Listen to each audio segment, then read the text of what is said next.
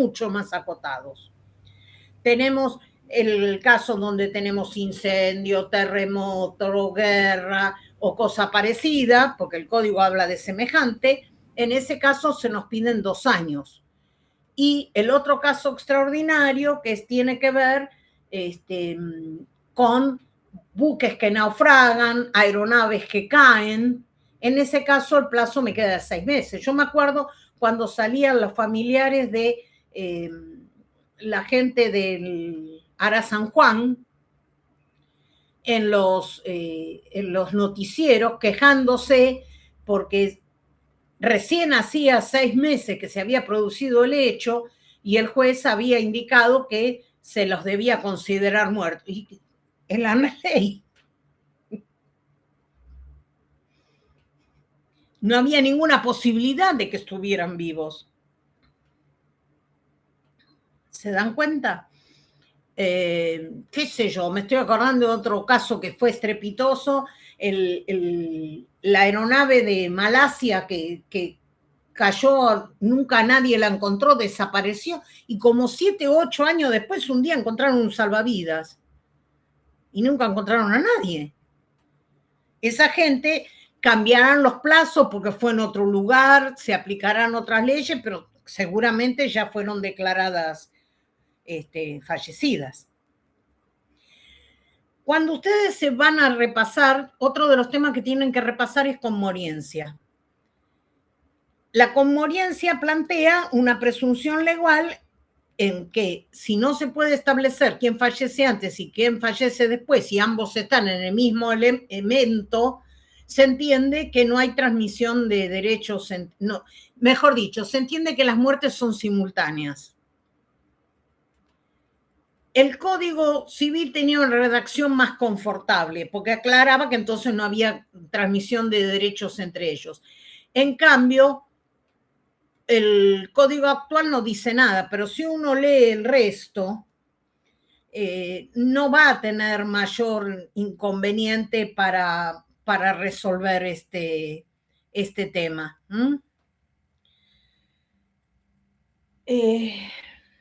Básicamente, apertura desarrollada, vocación. La vocación es el llamamiento que tiene en virtud de la ley o en virtud de la voluntad del causante expresado en un testamento válido, la persona llamada a una sucesión específica, a una sucesión determinada. Entonces, producida la muerte, ¿quiénes son los que tienen vocación hereditaria? Y ahí habrá que ver si es alguien que tiene herederos legales, legítimos, o si es alguien que tiene herederos en virtud de un testamento, es decir, el llamado a esa sucesión, no a cualquiera. Pero yo con esto no tengo el tema resuelto, no lo tengo cerrado. Para que la sucesión cierre, tengo que tener un acto voluntario, ilícito, que implica que la persona que tiene que recibir esa herencia está de acuerdo, asume de un modo ya sea expreso o de modo tácito el rol de heredero.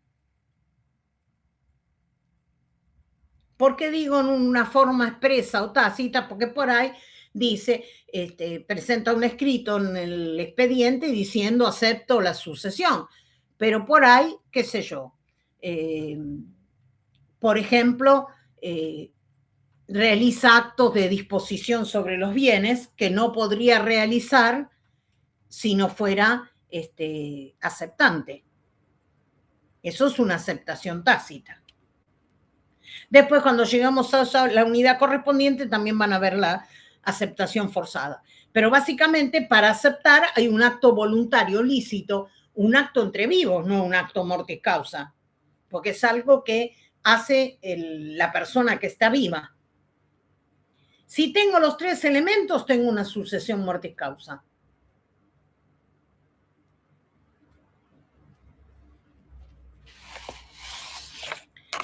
Bueno, seguimos avanzando.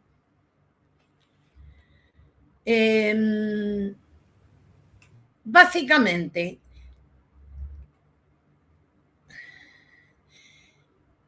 cuando hablamos de herencia, estamos hablando de determinados contenidos.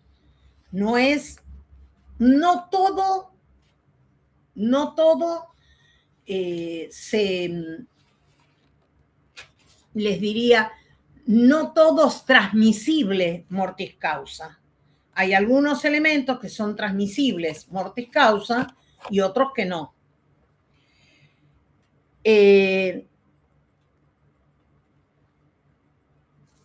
Quien, en definitiva, el heredero solo va a suceder en bienes transmisibles mortis causa que no hayan sido reservados para otro en un testamento, ¿no?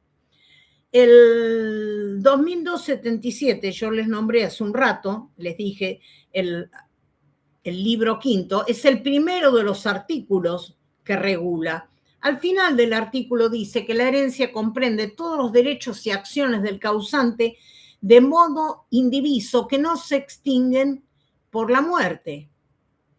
Entonces, si bien no trae concepto de herencia, la herencia, en definitiva, es esa parte transmisible.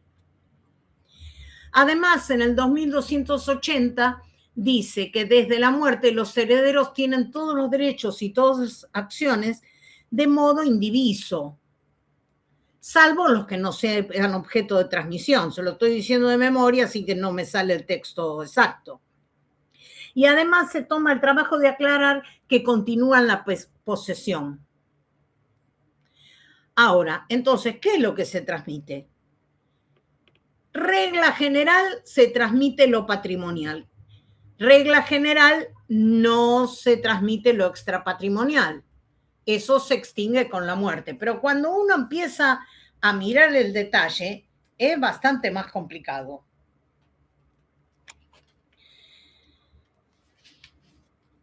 Sugerencia de la profe, háganse una hojita con raya al medio. Pongan de un lado lo que se transmite y del otro lado lo que no se transmite. Porque en cada cosa van a encontrar excepciones. Entonces, principio general, lo que se transmite lo patrimonial. Excepción, del otro lado, el principio general de lo que no se transmite es lo extra patrimonial. Arrancamos. Por ejemplo, los atributos de la personalidad. Nosotros tenemos atributos de la personalidad, el nombre, el domicilio, el estado de familia, la capacidad. Bueno, a ver, la regla general es no patrimonial, entonces si la regla general es no patrimonial, en principio no se transmite. Ahora, si yo en un contrato que sea transmisible establecí un domicilio especial a los fines del cumplimiento de ese contrato, ese domicilio se transmite, salvo que el mismo contrato diga expresamente que en caso de muerte va a pasar tal o cual cosa. Vamos. Doctora, ¿está mal entonces esa expresión que dice que se sigue en la persona del causante? No. La sucesión en la persona y la sucesión en los bienes es otro contenido que dentro de un rato le explico. No habla de esto.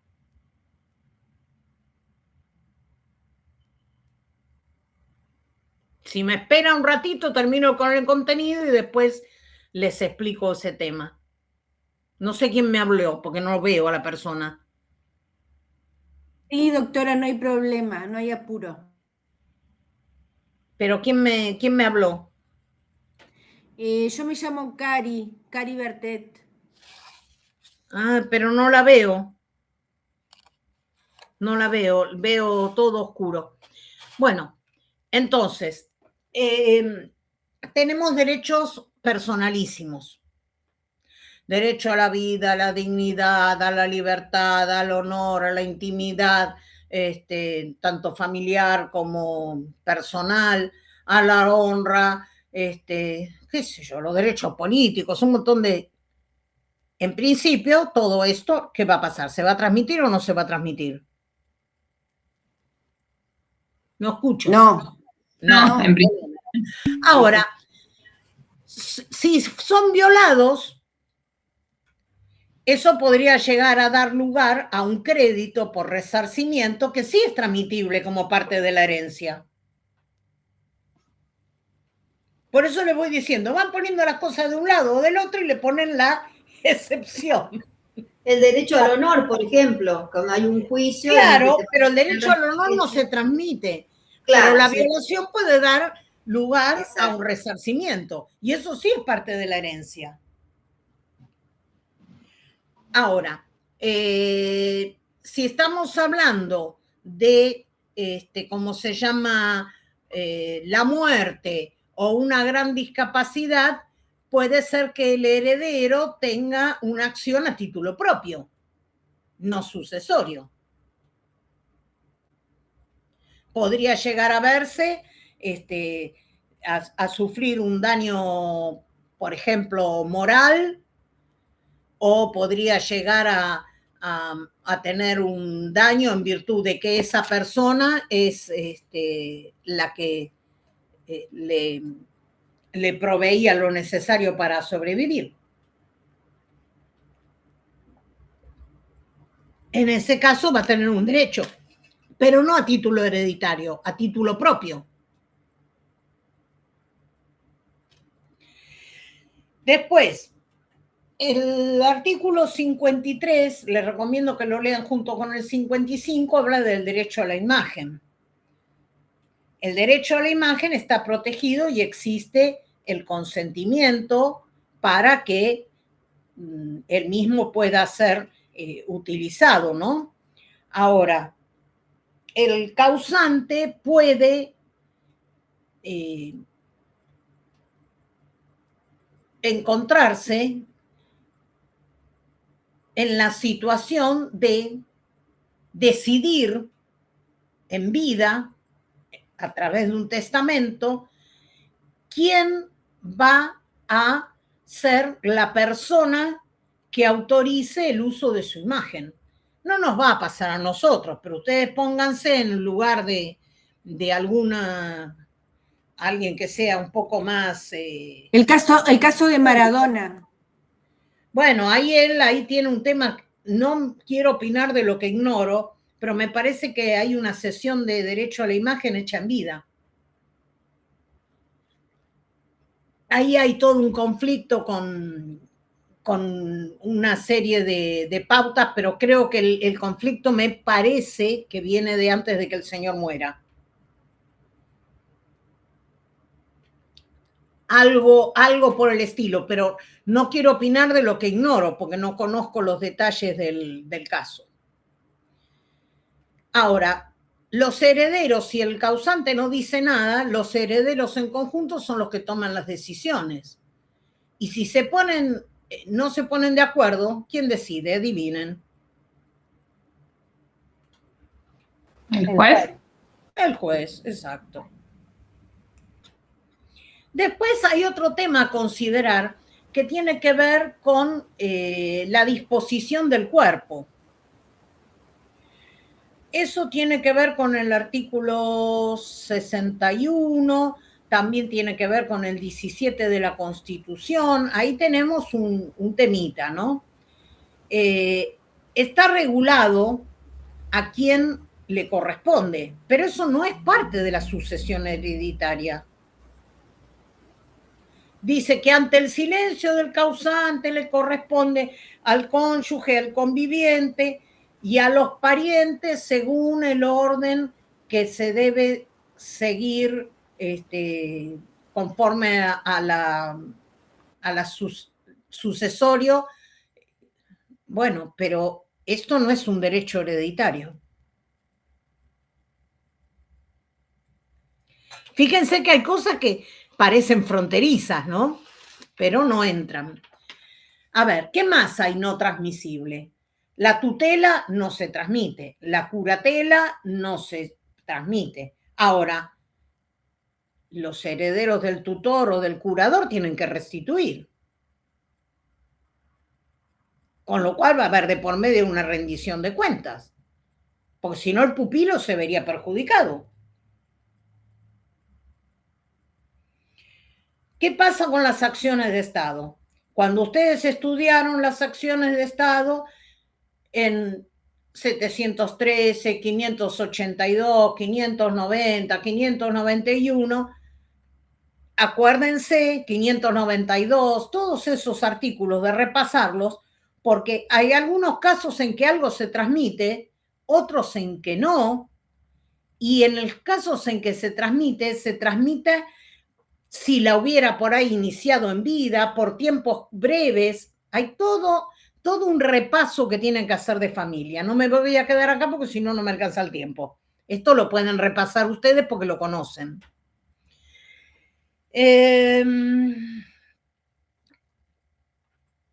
¿Qué me pasa? A ver, hay una acción que es la acción de impugnación preventiva de la filiación presumida por la ley. Lo puede ejercer alguien a título de tercero interesado, no necesariamente como heredero. El impugnar los reconocimientos de los hijos extramatrimoniales también lo puede alguien ejercer a título propio por ser un tercero interesado. Después tienen algunas cosas que generan algún tipo de discusión. La nulidad absoluta del reconocimiento, según Pérez La Sala, sí se transmite. Otros no. Ahora, ojo que en el expediente sucesorio puede aparecer como atraído una acción de los herederos ejercida a título propio para plantear una nulidad matrimonial.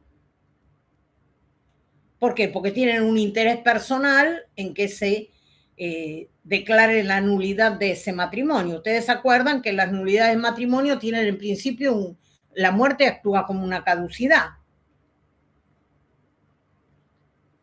Ahora, si el heredero necesita ejercer esa acción, tengo la posibilidad de hacerlo, pero no es en tanto y cuanto derecho hereditario, sino a título personal para poder ejercer un derecho hereditario.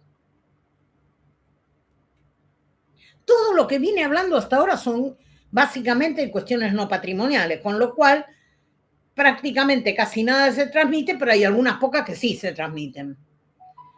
Ahora me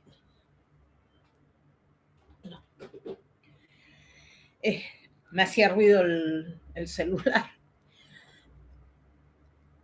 ¿Me dan 2 segundos que bajo las persianas? Porque si no me van a ver de la calle y no está bueno.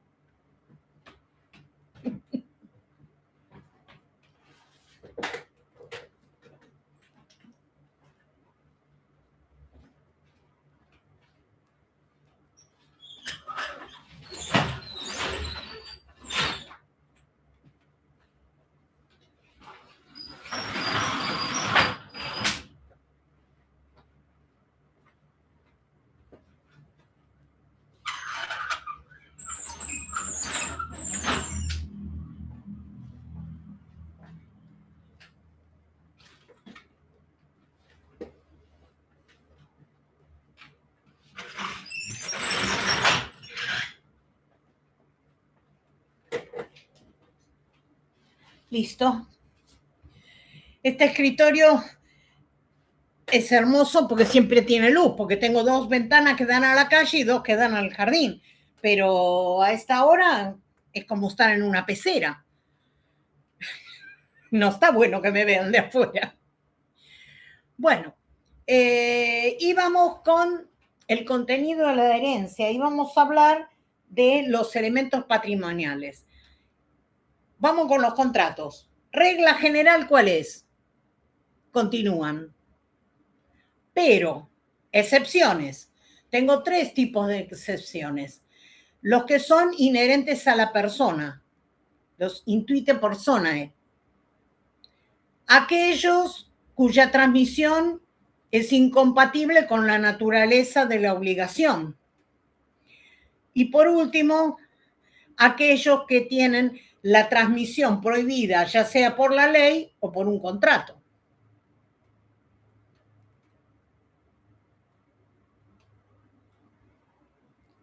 Desarrollo las 3 hipótesis inherentes a la persona.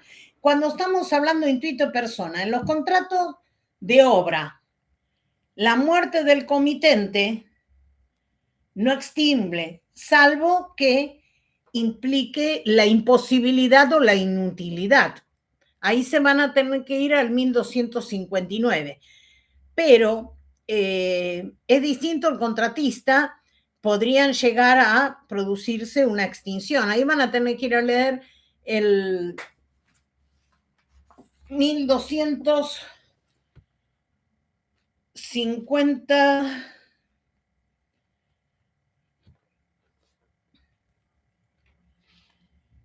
y 9. La muerte del comitente no extingue el contrato, excepto que haga imposible o inútil la ejecución. 1260. La muerte del contratista o prestador extingue el contrato, excepto que el comitente acuerde continuarlo con los herederos de aquel. En caso de extinción, el comitente debe pagar el costo de los materiales aprovechables y el valor de la parte realizada en proporción al precio total convenido.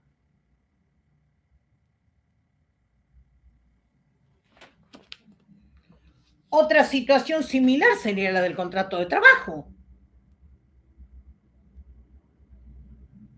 Usted tiene un empleado, no se va a quedar con los herederos del empleado, porque contrató a Juan, no a los hijos de Juan, o a la esposa de Juan, o a los padres de Juan. ¿Se entendió? Bueno, podríamos llegar a tener que pensar en las situaciones en las que está prohibido por parte de la ley. Ahí ustedes cuando estudian el contrato de compraventa, seguramente van a recordar que el pacto de preferencia es personal e intransferible. ¿Qué me pasa con el mandato? En principio, el mandato se extingue por la muerte del mandante o del mandatario, salvo que sea un mandato irrevocable. Ahora, hay algunos efectos que son remanentes, porque el hijo del fallecido tiene que avisar la muerte, tiene que tomar las medidas necesarias, todo esto está regulado. El contrato de renta vitalicia finaliza con la muerte de su beneficiario. El pacto de reversión en la donación finaliza con aquella persona que se protegió. Ahora, en la locación, me van a decir, la locación continúa, pero no continúa en cabeza del locatario por una cuestión hereditaria. Continúa como consecuencia de la convivencia. Los convivientes son los que permanecen, lo tienen en el 1190, con lo cual no necesariamente teníamos que tener una relación familiar. Estoy pensando, qué sé yo, 2 amigos que vinieron a a la capital para estudiar y tienen alquilado un departamento, fallece uno, el otro continúa la locación hasta la finalización del contrato, en los mismos términos. Lo único que puede ser que le pidan que, ¿cómo se llama?, tenga que actualizar garantías, por ejemplo.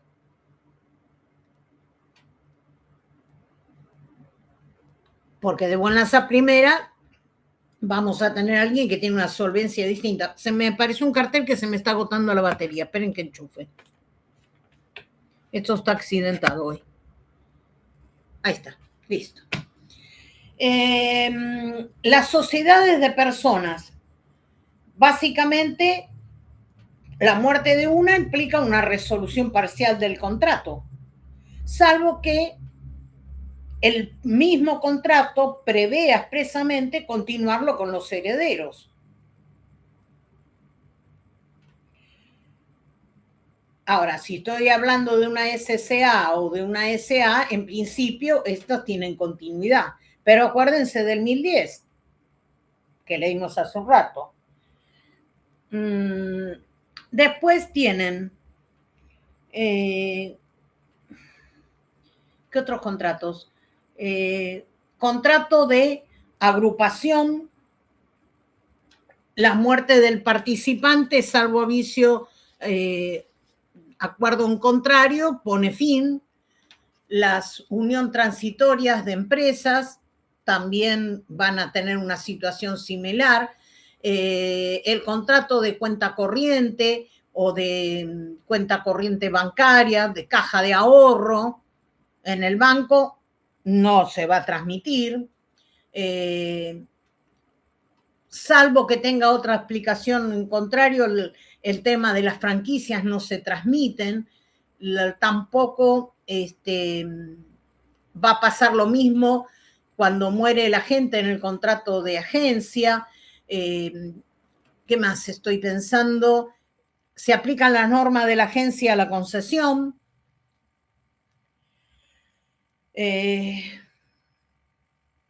Creo que les dije todos. Si me olvidé alguno, ustedes después se darán cuenta. Voy con los derechos reales. En principio se transmiten todos. Excepción: usufructo, uso, habitación y servidumbres personales.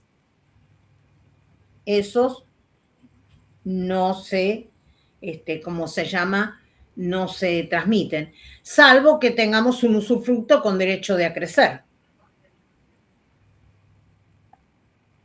¿Fideicomiso, profe? Fideicomiso. Ahí hay que ir al 1671. El beneficiario puede ser una persona humana o jurídica que puede existir o no al tiempo del otorgamiento del contrato. En este último caso deben constar los datos que permitan su individualización futura. Pueden ser beneficiarios el fiduciante, el fiduciario o el fideicomisario. Pueden designarse varios beneficiarios, excepto disposición en contrario, se benefician por igual para el caso de no aceptación o renuncio de uno o más designados. Y cuando uno u otros no llegan a existir, se puede establecer el derecho de acrecer a los demás o, en su caso, designar beneficios sustitutos. Si ningún beneficiario acepta, todos renuncian o no llegan a existir, se entiende que el beneficiario es el fideicomisario. Si también el fideicomisario renuncia o no acepta, o si no llega a existir, el beneficiario debe ser el fiduciante. El derecho del beneficiario, aunque no haya aceptado, puede transmitirse por actos entre vivos o por causa de muerte, excepto disposición en contrario del fiduciante. Si la muerte extingue el derecho del beneficiario designado, se aplican las reglas de los párrafos precedentes. 1671.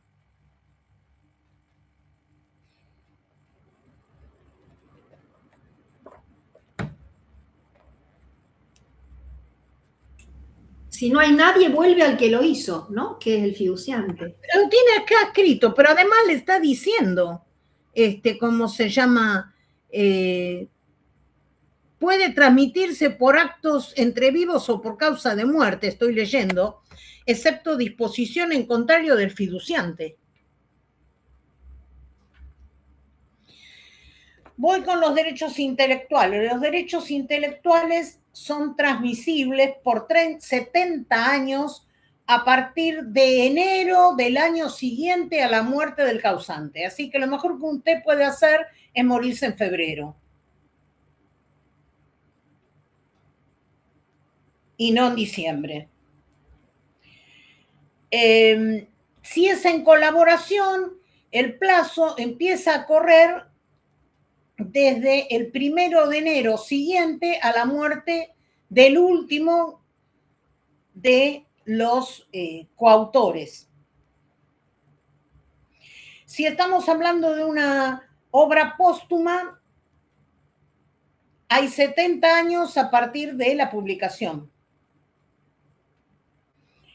Las patentes de invención tienen 20 años y solo se transmite el remanente de los 20 años. No es como con los derechos intelectuales. Ahí cambia. La posesión se transmite. ¿Qué me estaría faltando? El derecho alimentario caduca con la muerte del alimentante y del alimentado. Pero, ojo con aquellos casos que son del 434, cuando hay una enfermedad grave preexistente al divorcio, que en ese caso se va a transmitir a los herederos. Lo prevé expresamente el código. ¿Qué me está faltando? Las habilitaciones municipales. Las habilitaciones municipales a veces se transmiten, otras no se transmiten. Por ejemplo, acá en San Isidro no se transmiten las habilitaciones municipales de los estuds. A medida que van falleciendo, van pasando los años, usted va viendo que los estuds desaparecen y se transforman en otra cosa. Porque son personales, no transmisibles. Y si no me equivoco, en la ciudad de Buenos Aires, las habilitaciones para los puestos de las flores tampoco se transmiten. ¿Vieron esos kiosquitos que aparecen en la calle? Ahora, ¿qué me está faltando? Ah, sí. Si yo tengo derechos sucesorios en relación a los derechos sucesorios, imaginemos la siguiente hipótesis. Tengo un plazo, esto lo vamos a ver cuando estudiemos derecho de opción, un plazo de 10 años para decidir si acepto o no acepto la herencia. Salvo que me dé una intimación, todo lo que después les vamos a contar. Pero la hipótesis básica. Ahora, el que tiene vocación hereditaria muere antes de haber hecho la aceptación. Se transmite por el plazo que falta, hasta cumplir esos años.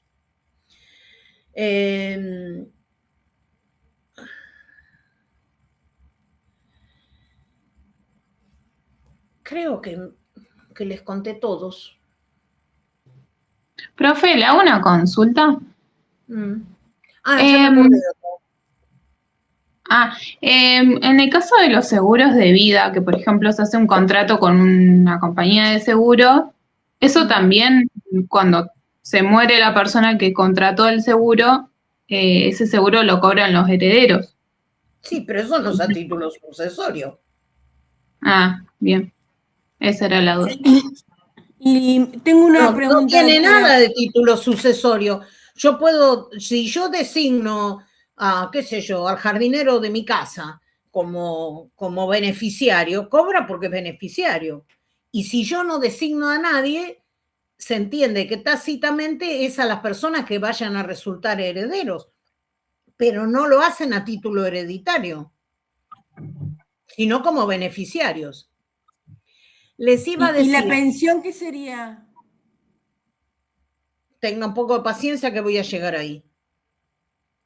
Yo todavía estoy con los derechos hereditarios, tenga un poquito de paciencia.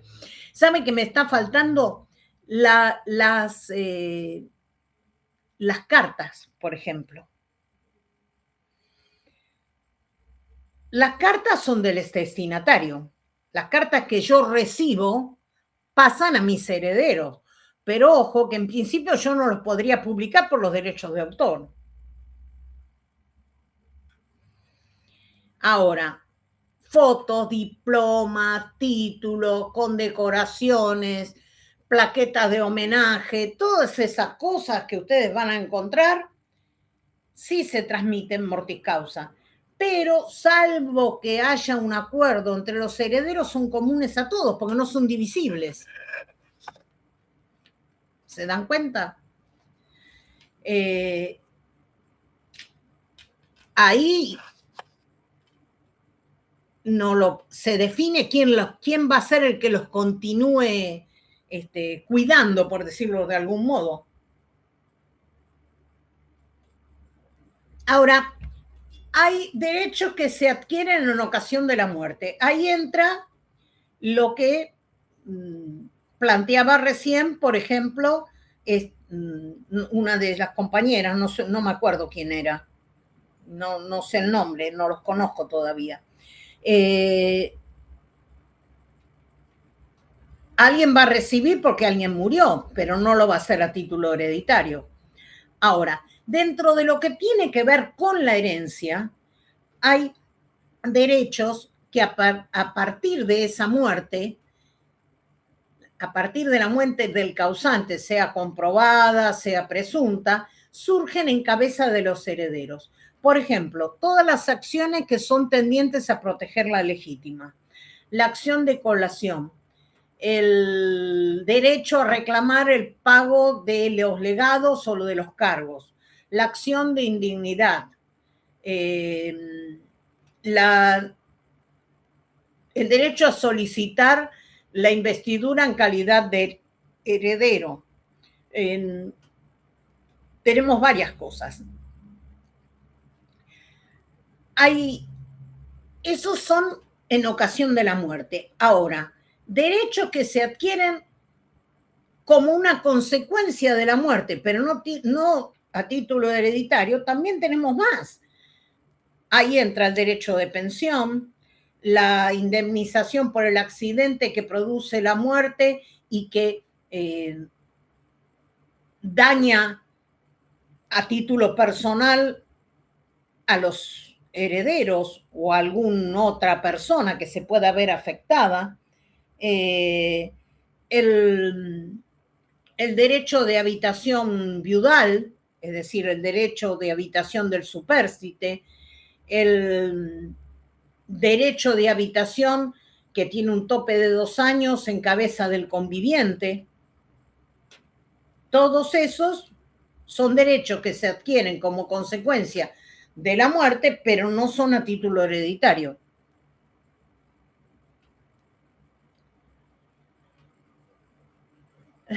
Creo que les dije todo el contenido. ¿Se dieron cuenta que cuando estudien contenido van a tener que armarse un cuadrito, van a tener que repasarlo un montón de veces, porque si no, se van a saltear algo?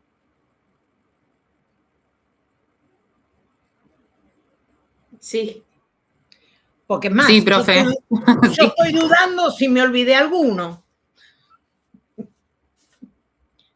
Creo que les conté todo, pero por ahí se me pasó alguno. Bueno, voy con los fundamentos del derecho sucesorio.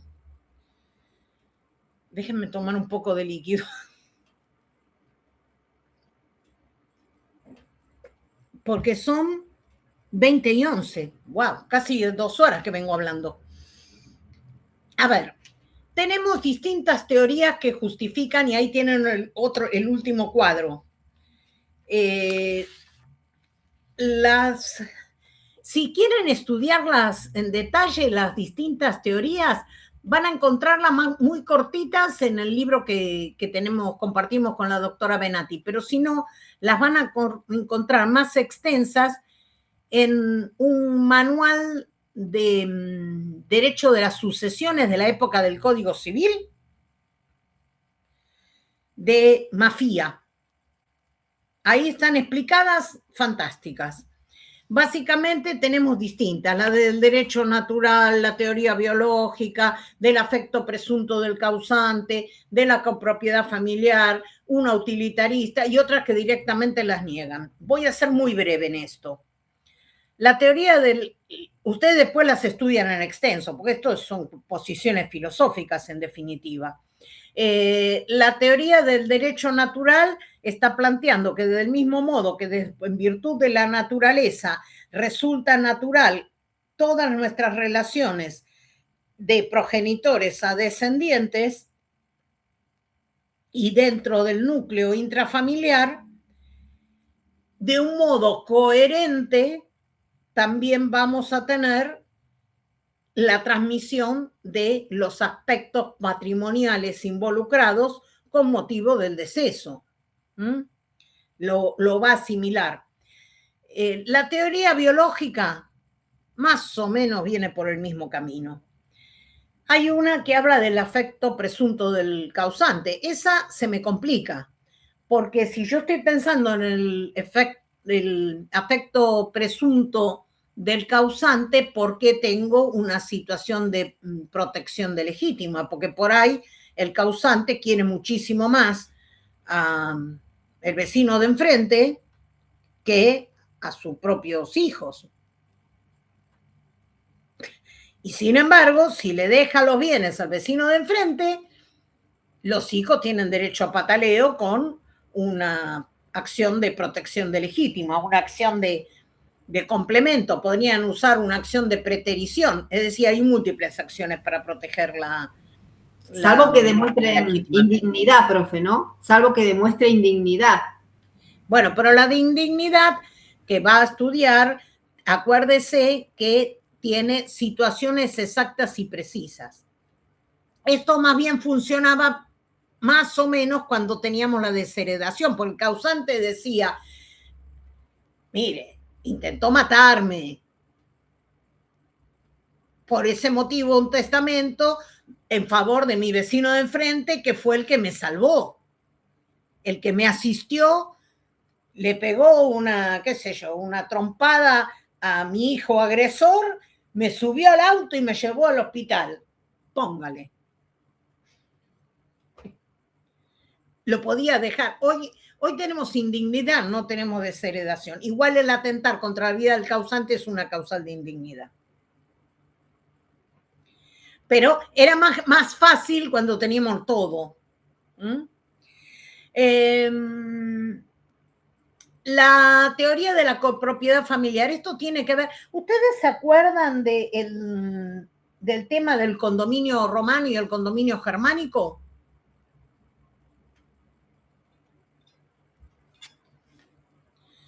Nosotros hablamos de eso cuando hablamos de familia. Ustedes también lo aprendieron en reales.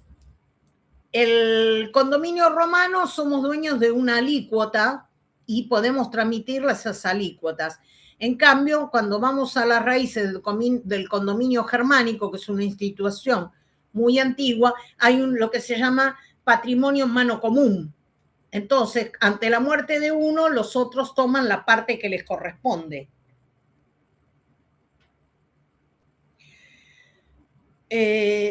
No va con nuestro sistema.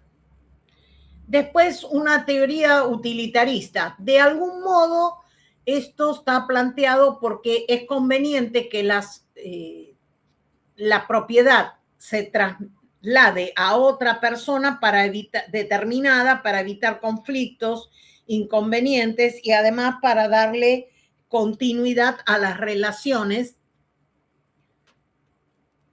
incluso las que podrían ser generadoras de producción o ese tipo de circunstancias. Teorías negatorias, bueno, todos las opiniones que vinculan a la negación del derecho de propiedad. Si negamos el derecho de propiedad, una versión muy comunista del caso, obviamente no vamos a estar pensando en un derecho hereditario. ¿Sí? Bueno, voy con un rápido desarrollo de los sucesores mortis causa. Espero que después puedan imprimir todos los cuadros y imprimiendo todos los cuadros les salgan bien al imprimirlos. Sí, profe, salen perfectos. Ahí los mandé al grupo. Salen perfectos. Bueno. Lo que sí, alguno tiene una letra muy chiquitita, pero con una lupa lo podemos ver. O agrandarlo la imagen. Cuando está recompuesto. Cuando se imprime, cuando los bajás, bajan bien. Yo cuando lo abrí acá dije, horror, ¿cómo le voy haciendo referencia a todo esto si no tienen forma de verlos? Hay que habilitar la edición. Bueno, chicos, la parte práctica se las dejo a ustedes. Explíquense en el foro cómo hacer. ¿Qué les parece? ¿Sí? Bueno. Bueno, voy tratando de ponerle un moño a esto porque ya me estoy quedando sin voz. Yo dije que tenemos herederos, herederos de cuota y legatarios. Los herederos pueden ser herederos universales que van a tener vocación al todo, o herederos de cuota que son similares a lo que en el Código Civil es el legatario de cuota. ¿Cuál es la diferencia central? No tienen vocación al todo. Hace muchísimos años, estoy diciendo muchísimos años porque yo tenía uno solo de mis hijos, así que estoy hablando de por lo menos 36 años atrás, me tocó una sucesión la verdad que fue enorme. Y tenía 7 sobrinos el señor y 14 bienes. Era un caos. Una albacea que fue un fastidio y con el cual aprendí prácticamente todo lo que sé de albaceajo. ¿Qué era lo que había hecho el causante? Los había nombrado legatarios, para usar la denominación de la época, legatarios de cuota con derecho de acrecer. El albacea, que era un terrible dolor de cabeza y que quería seguir administrando y todo lo demás, cuestionaba que todo le correspondía a él porque no había herederos en esa sucesión. Y si yo tengo legatarios de cuota en la denominación antigua, es decir, hoy, herederos de cuota con derecho de acrecer, en realidad no tengo legatarios de cuota. Lo que tengo son herederos universales mal denominados. Bueno, litigando por este tema, terminamos con que no solo en primera instancia, sino que la Cámara nos aceptó lo que estábamos planteando, porque del contexto de todo el testamento surgía claramente que estaba designando a sus sobrinos como únicos y universales herederos, a pesar de que no había usado la fórmula sacramental. Pudimos llegar a destituir por otras irregularidades que tuvo al bendito albacea y incluso hacerle una denuncia penal por las defraudaciones que había hecho mientras él administraba los bienes. Así que me quedó clarísimo que la clave de todo el asunto, perdón, vamos a desenchufar el celular que se estaba cargando. Ese era el ruidito que escucharon, avisaba. Con lo cual, queda clara la naturaleza. Entonces, la característica esencial del heredero es que tiene una vocación al todo. Ese es el que continúa en la persona. Todos los derechos y acciones, ya voy a llegar a la continuidad de la sucesión en la persona o en los bienes. me falta para eso. Todos los derechos y acciones del causante se transmiten, en principio, mortis causa al heredero con los límites que vimos recién en cuanto al contenido. Ahora, el heredero responde por las deudas del causante con los bienes recibidos o su valor en el caso de que los haya enajenado. Ahora, hay una excepción. Va a tener que responder con todos sus bienes cuando la aceptación fue forzada. Acá tenemos la situación en que intimado a hacer un inventario no lo hace en el plazo de 3 meses, cuando oculta fraudulentamente bienes, cuando exagera de un modo doloso las deudas, cuando enajena bienes, salvo que sea conveniente y además ingrese el dinero a la masa.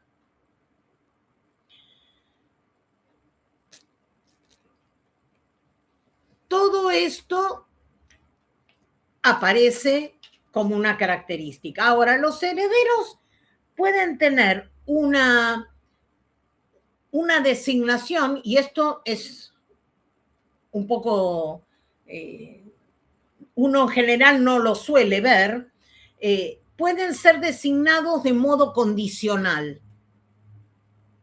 Y la condición puede ser suspensiva o puede ser resolutoria.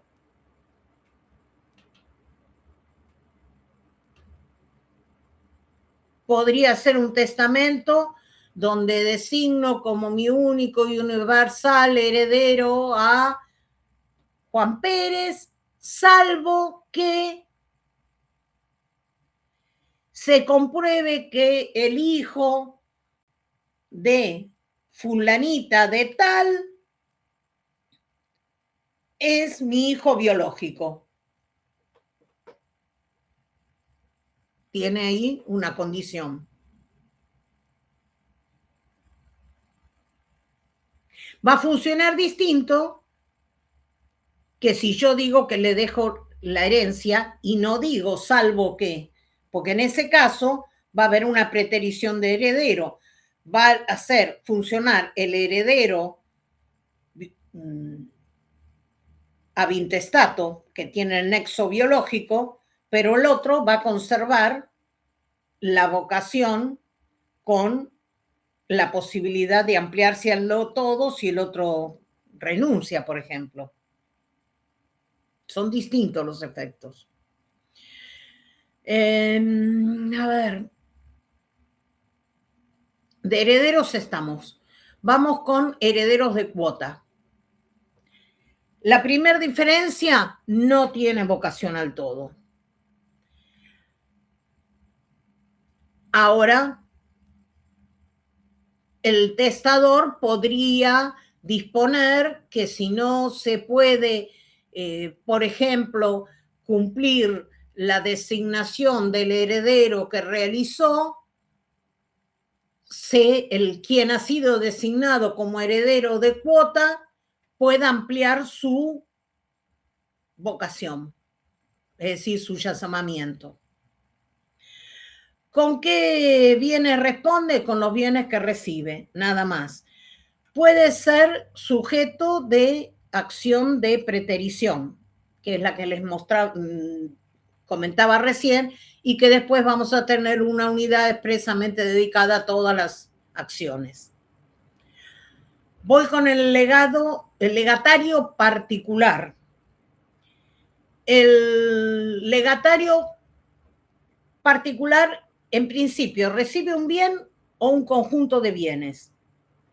No acrece salvo disposición en contrato. Yo podría dejar una cláusula para aclarar esto en un testamento que diga: dejo a Juan y Pablito mi automóvil Ford, póngale, con derecho de acrecer entre sí.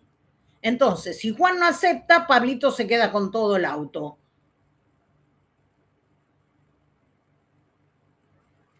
o si Juan premuere al deceso del causante. Pablito se queda con todo el auto. Si yo no hubiera puesto esa cláusula con derecho de acrecer entre sí, me va a parecer que va a recoger lo que le corresponde y el resto va a volver a los herederos. Obviamente solo responde con lo recibido. En cuanto a las preferencias para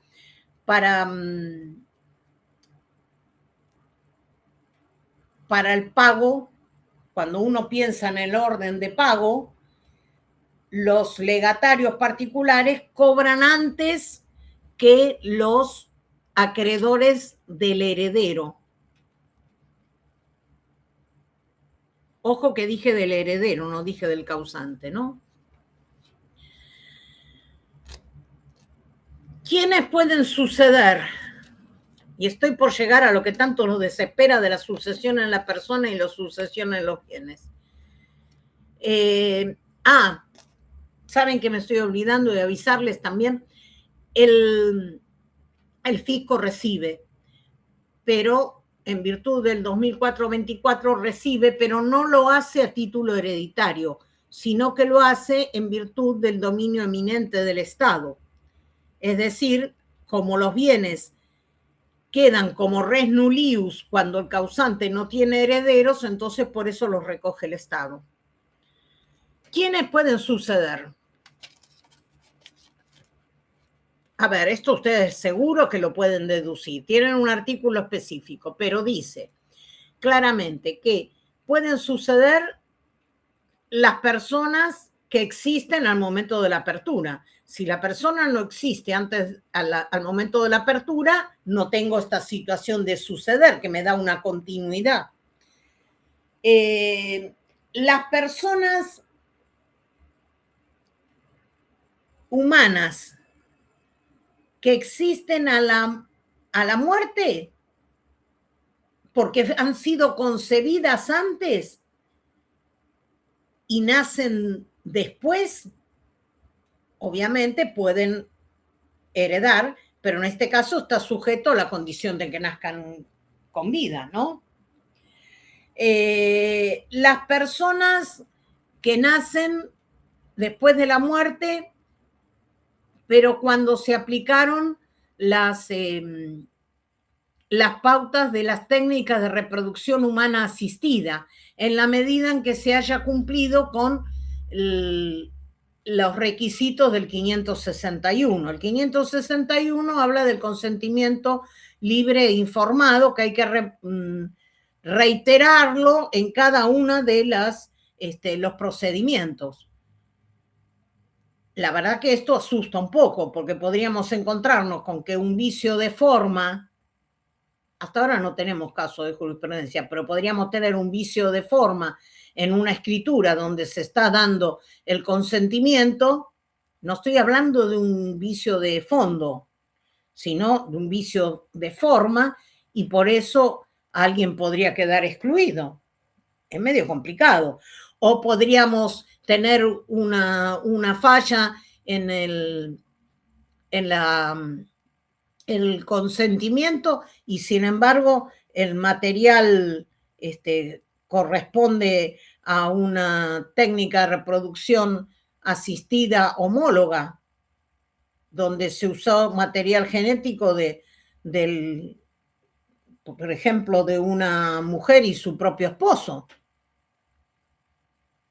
Es medio...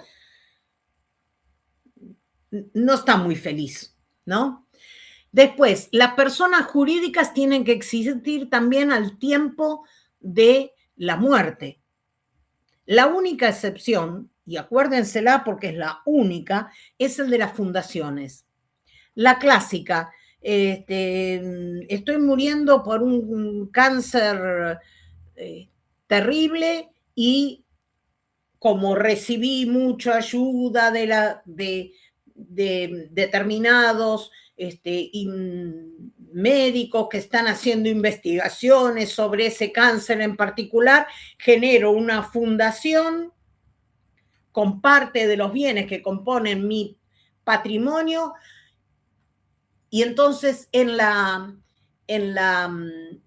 disposición testamentaria digo que mi casa, mi auto, qué sé yo, las inversiones que tengo en una cuenta comitente en una sociedad de bolsa que corresponden a tal rubro, van a ser destinadas para generar una fundación en la que permita a los doctores Pirulo y tal continuar con las tareas de investigación sobre el tipo de cáncer que yo padezco.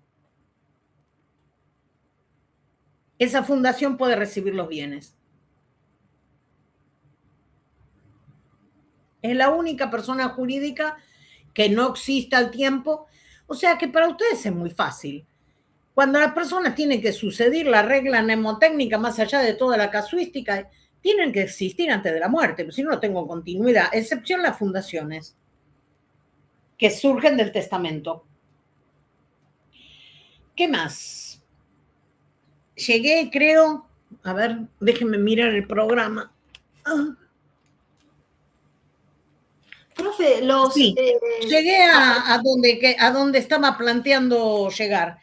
Llegué a el tema de la sucesión en la persona y la sucesión en los bienes.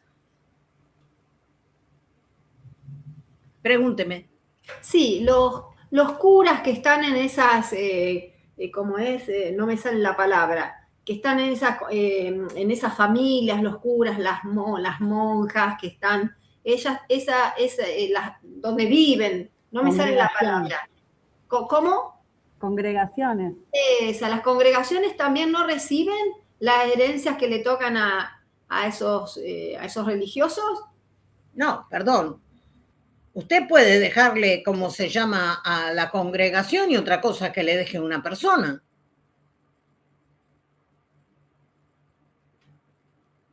Distinto es las prohibiciones que tienen que ver con el testamento para evitar que la persona que asistió en ocasión de la última enfermedad no abuse de su posibilidad de recibir, y en ese caso fuerce el que se le dicte un testamento en su favor. Pero eso ya estamos hablando de otra cosa. El tema tiene que ver, si usted tiene capacidad civil, ¿por qué no va a recibir los bienes que le correspondan?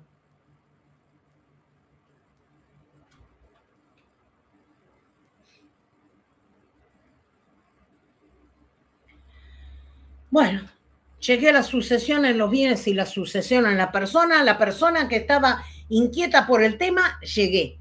Bueno, sucesión en los bienes y sucesión en la persona. No escuché. Yo no entiendo la diferencia. ¿De qué? Sucesión en los bienes, sucesión en la persona. Ah, bueno, pero le estoy diciendo que se la voy a explicar. En el derecho romano, el tema de la sucesión estaba íntimamente vinculado con el culto de los dioses lares, es decir, el culto familiar. En consecuencia, había una continuidad que tenía que existir entre el pater familias y quien lo reemplazaba en ese rol por ser el que iba a estar a cargo del culto a estos dioses. Sería bueno, si le interesa el tema, que se busque un libro que se llama La ciudad antigua, de Fustel de Coulanges, y ahí va a encontrar el tema desarrollado. Entonces, básicamente, ¿qué era lo que pasaba? Como había una continuidad, obviamente es una ficción, una continuidad entre la persona del causante y aquel que lo heredaba, no solo se transmitían los bienes, sino que también se transmitían las deudas.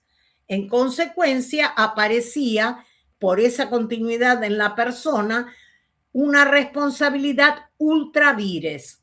Es decir, aquel que iba a asumir el rol de continuidad del causante y hacerse cargo del culto de los dioses lares era el mismo, y al tener esa continuidad en virtud de la ficción, respondía con todos sus bienes, los que tenía previamente, más los que recibía.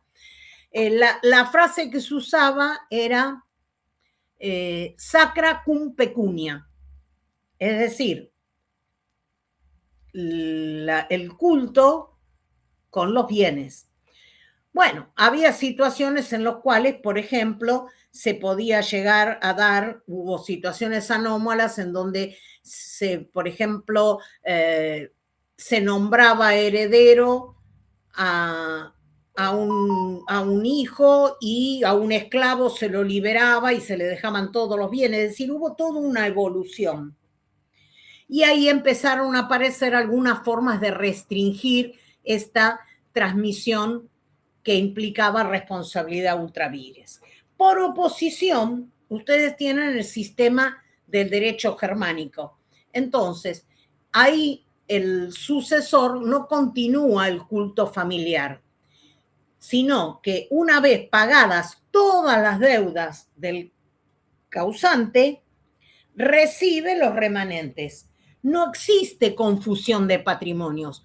La confusión de patrimonios es lo que genera la responsabilidad ultra vires. Esto es lo que se conoce como responsabilidad intra vires. Se lo estoy diciendo muy simplificado porque deben ser ya 8. Llevo 2 horas y pico contándoles. Bueno, ¿qué veo que pasó? Durante el medioevo, los señores feudales, en virtud de una institución que se llamaba cecín, recibían los bienes con motivo de la muerte del causante. ¿Por qué? Porque eran res nullius, no tenían un dueño. Y luego le cobraban a la familia la cecín.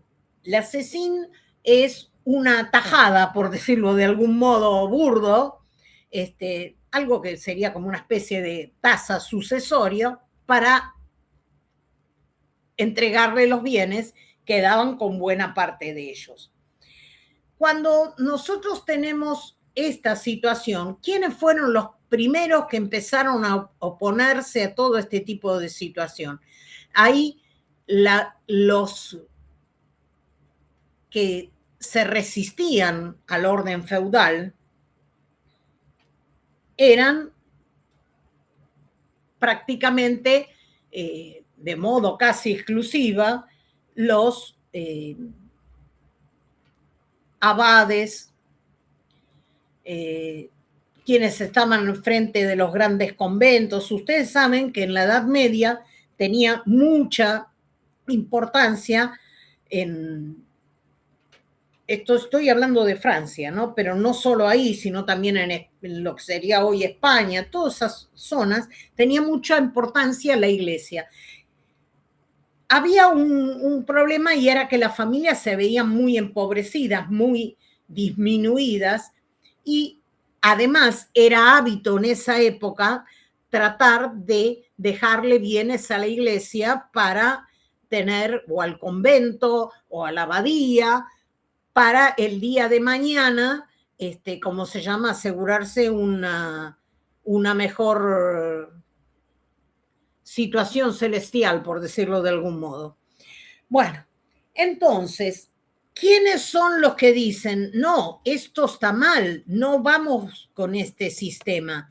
Tenemos que recurrir al prestigio del derecho romano con toda su estructura jurídica, que fíjense que nos llega hasta el día de hoy, y promueven la sucesión en la persona para dejar de lado al señor feudal que se quedaba con una parte importante. A esto ustedes le pueden sumar otro de los aspectos que tienen que, les diría que lo repasen, esto Civil 1, cuando estudiaron patrimonio, la teoría del patrimonio como una emanación de la personalidad que trajo Brierrot. Entonces, ellos que propugnan la continuidad en la persona como un modo de justificar esta transmisión que se da de los ascendientes a los descendientes, ya no para continuar el culto, pero sí para hacer frente al pago de las deudas, porque si no teníamos una restricción. Cuando nosotros llegamos acá al Código Civil y Comercial, Vélez se hablaba de sucesión en la persona y entonces prácticamente la regla era la responsabilidad ultra vires y la excepción era la responsabilidad intra vires. Como consecuencia de ello, en las situaciones en las que se daba la responsabilidad intra vires, era utilizando una institución que se llamaba beneficio de inventario. ¿Quiénes recibían con beneficio de inventario? Los incapaces, básicamente, para evitar que fueran perjudicados por sus representantes legales. Entre otros aparecíamos nosotras, las mujeres, ¿no? Dando vuelta. Esto parece así. Entonces, además, para tener fuera de esta situación, se llega ya en la 17.711, la gran reforma del 68, a que la regla se invierte. La aceptación pasa a ser beneficiaria y la excepción es que fuera no beneficiaria. Pero de todos modos teníamos muchas dificultades en el Código Civil, y acá estoy hablando antes de la reforma de la 17.711, para hacer funcionar el beneficio de inventario. Tenía unos plazos horribles, era complicadísimo. A partir de la 17.711 se vuelve un poco más fácil. Hoy no dice nada si seguimos el sistema en los bienes o si estamos siguiendo el sistema en los bienes no, en la persona, o si seguimos con el sistema de la sucesión en los bienes. Sin embargo, limita la responsabilidad a los bienes recibidos o su valor si es que fueron enajenados y las restricciones que yo les había explicado hace un ratito. Traté de ser breve por la hora, pero creo que se entendió más o menos, ¿no? Les solucioné la duda. ¿Quién era? ¿Dónde anda? Que no lo veo. Sí, doctora, muchas gracias. Buah, me alegra. Me está faltando... Estoy exhausta ya para hablar. En cualquier momento se me va a cerrar esto. Los temas que me están faltando es la ley que rige la sucesión y no mucho más. Yo les diría que siendo casi las 9 de la noche, cortemos acá y le digo a las doctoras, la que el miércoles que viene les dé clase, que les hable sobre la ley que rige la sucesión, porque me estoy quedando sin voz. Sí, profe. ¿Me quieren preguntar algo? Gracias, profe. ¿Aprendieron algo? Sí, hay que leer. Bueno, pero no quedaron dudas, ¿no? Sí, sí. No, para nada. Y las dudas por ahí van a surgir cuando empecemos a leer el tema, ¿no? Bastante. Todavía no. Bueno, yo por lo menos no lo leí. este capítulo en el manual que les decía justo lo escribí yo. Así que lo que van a encontrar va a tener más o menos cierta similitud con lo que, ¿cómo se llama? Con lo que les estoy contando si es que van ahí. Bueno, gracias. genial, profe. Nos despedimos acá. Sí, muchas Bueno. gracias. Bueno, Sí, pero- espero haberles sido útil. Hasta luego. Hermosa, gracias. Hasta luego. Gracias, profe. Adiós. Adiós.